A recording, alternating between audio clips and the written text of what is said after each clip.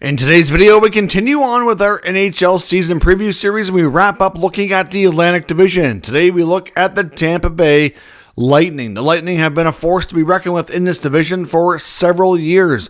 Will that continue? Can they make some damage in the playoffs? It's been a while since they've gotten past the first round. We'll discuss their expectations coming up next.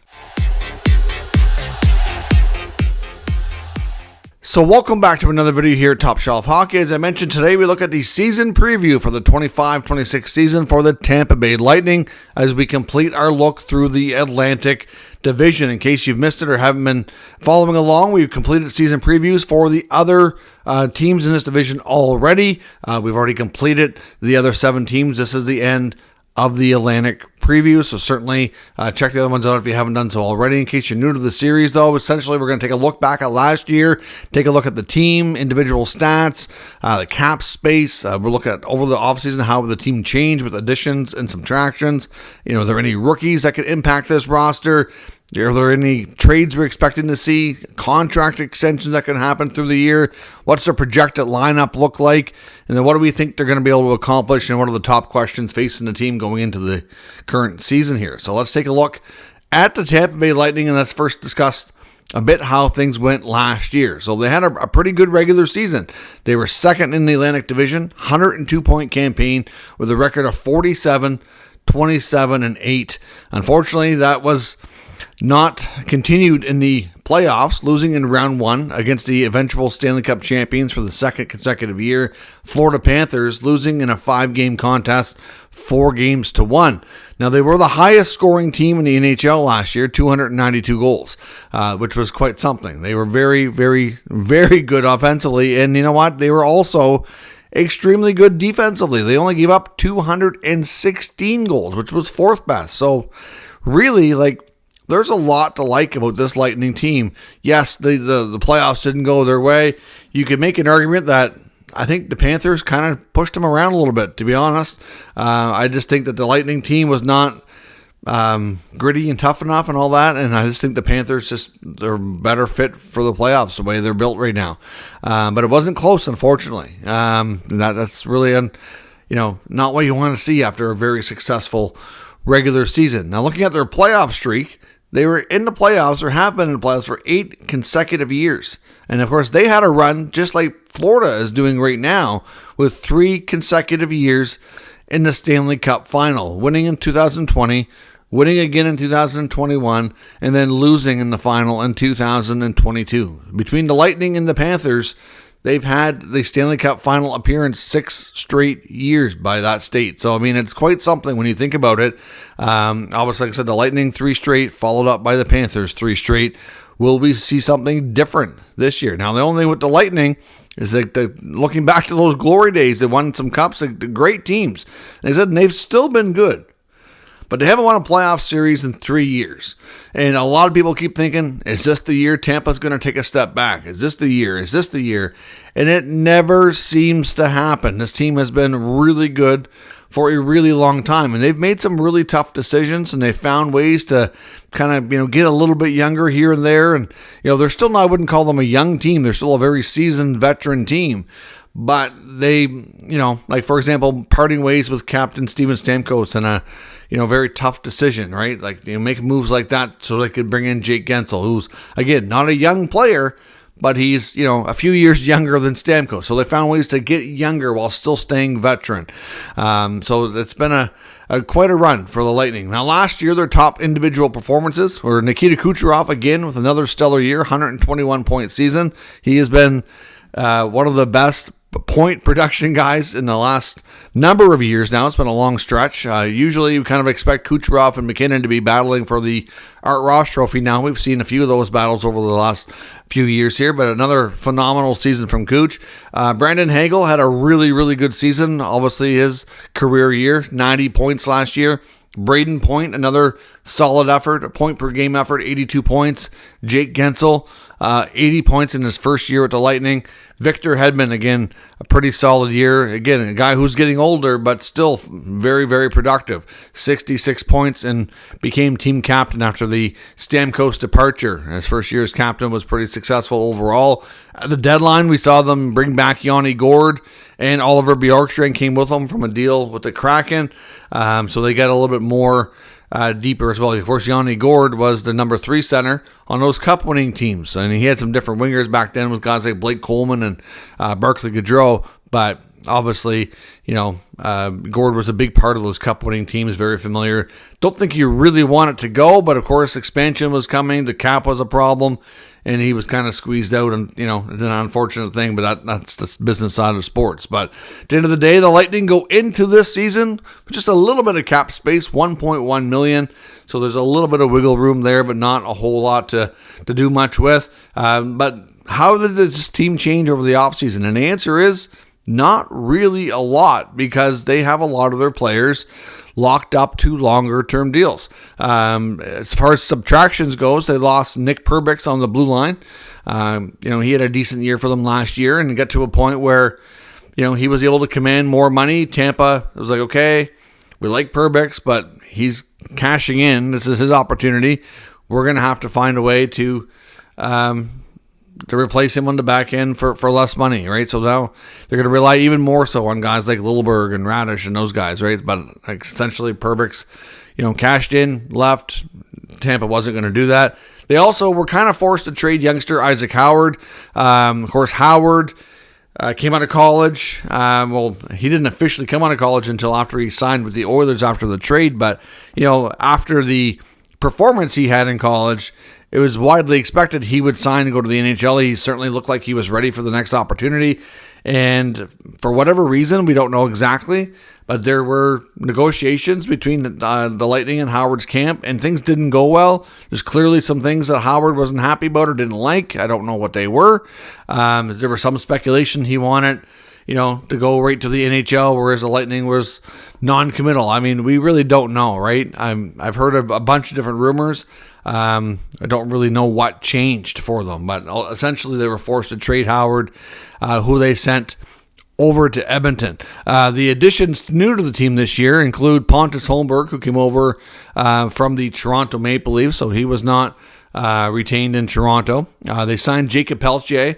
Of course, Pelletier, formerly of the Calgary Flames, did spend some time at the Capitals as well. And then you could call this next guy a bit of a journeyman, Scott Sabourin, more of an AHL, journeyman with a few NHL stops along the way. He's never really played like a full NHL campaign, but has seen NHL action. If you need a fourth line guy who can give you a little bit of forecheck, drop the gloves, you could put him in there. But ultimately, he'll be more of an AHL, veteran, if you will. So I don't expect to see him a whole heck of a lot at the NHL level, especially considering the deep Lightning roster. Are there any other rookies who could really impact this team this coming year? And the answer is probably not. Connor Geeky's not a rookie. He technically played 52 games last year, but he would be the closest thing to having a young player kind of have an impact and take a bigger role and kind of expand what he was able to do. Sam O'Reilly would be probably one of the more interesting, if not the most interesting rookie, I think, on the team, but I don't expect to see him in the NHL this year. As far as trade bait goes, is there any trades we should expect this Lightning team to make? There's nothing really obvious, to be honest. If for any reason the Lightning were struggling and were in danger of missing the playoffs, I could see them maybe making a few moves. But barring that, which is not something I really foresee something coming here, I'm going to say probably not. I do wonder about the future of Ryan McDonagh. Of course, they brought him back. He was a pillar back there in the blue line during their cup-winning days. Had to be a cost-cutting move. They were very, shrewd in making that move, sending him to Nashville, getting him to waive, and then they brought him back afterwards, and he's on the last year of his contract, down to like his mid-30s.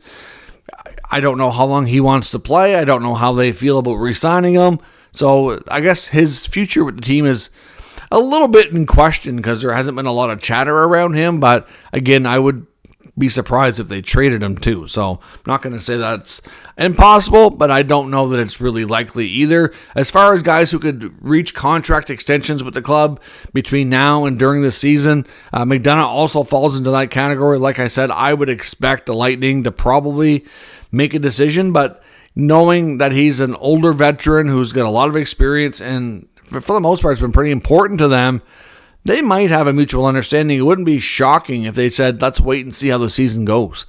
They have, you do have time after the season ends, unless you're winning the cup, to make those decisions and have negotiations and whatnot.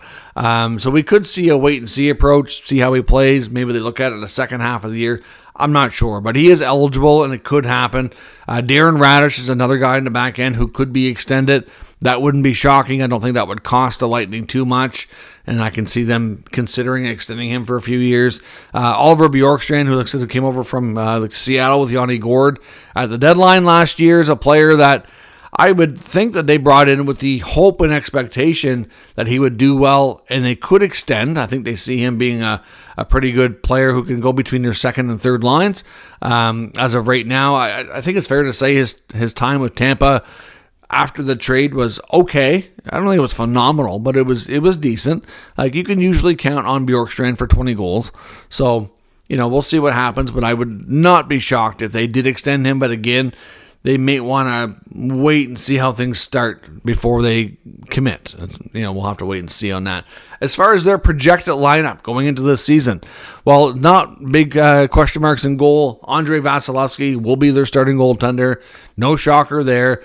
Jonas Johansson will be their backup goalie for, I believe, the third straight year.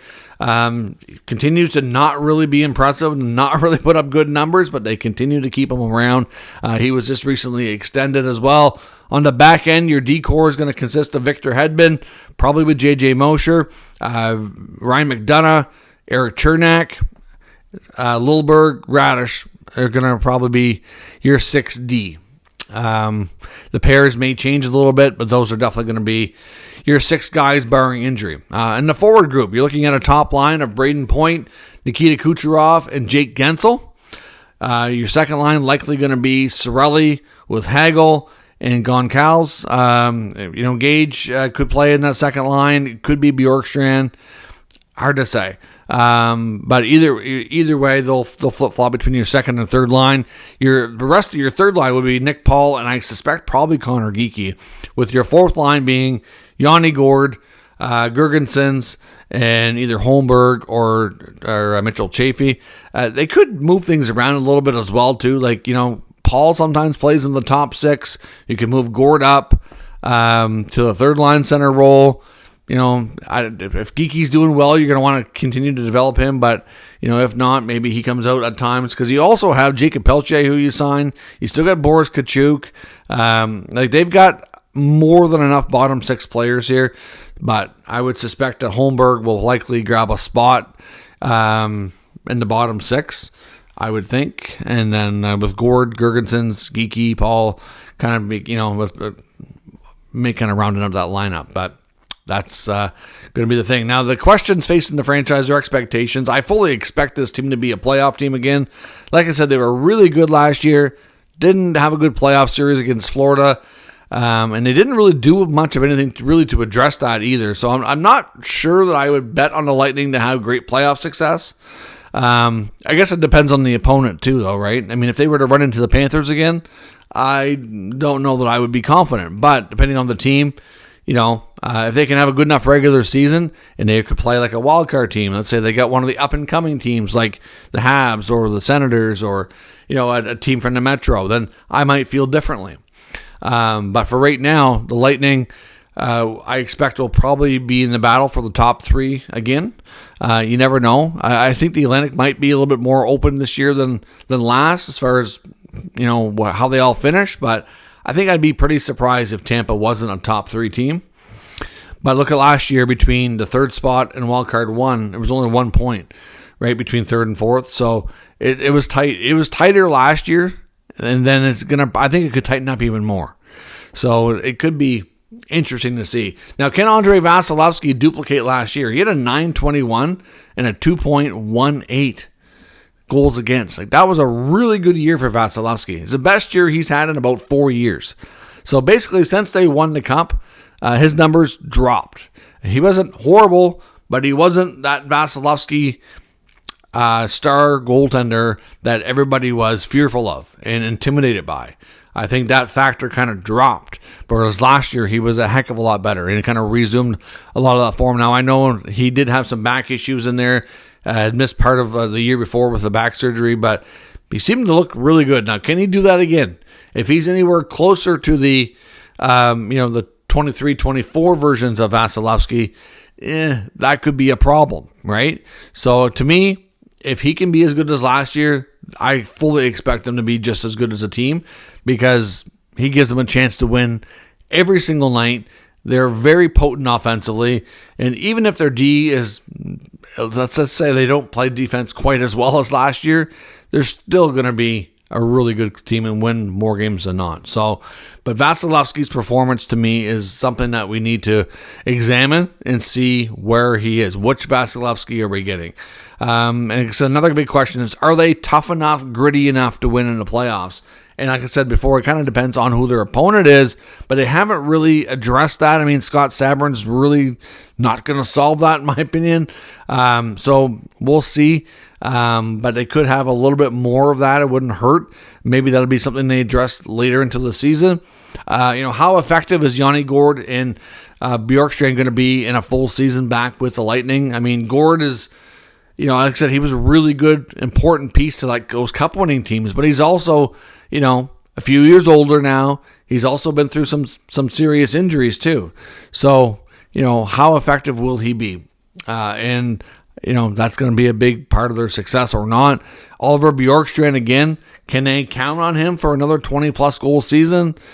How's his first full year going to be in Tampa? I would hope being there for the full year, integrated in training camp. He'd already know the systems a bit. The same coach has been there a long time. Theoretically, it should set them up for success, but again, a lot of it's going to depend on their health, their bodies, and their age. This team does have a lot of players that are in and around 30 plus, so it's, you do have to wonder if the injuries start to creep up, that could be their downfall. Like, even I remember years back when they surprised people and missed the playoffs. It was a long time ago, but a lot of it was injury related. So, that's things you cannot predict. But if they were to run into that, it could be a problem for sure. But let me know what your thoughts are on the expectations for the Tampa Bay Lightning. Like I said, I suspect that they will be in the top 3 of the Atlantic. I expect them to be a playoff team again. But I do wonder if I'm later in the year, I'd be looking to add some more grit and toughness to see if that might be the missing ingredient to have playoff success that they haven't had since they were in the Stanley Cup Final in 2022. So let me know your thoughts and expectations for the Lightning. We'll discuss in the comments. If you're new to the channel, make sure you subscribe and stick around. We'll keep you up to date with all the news, rumors, and analysis of all 32 NHL teams. Thanks for watching. I'll catch you next time.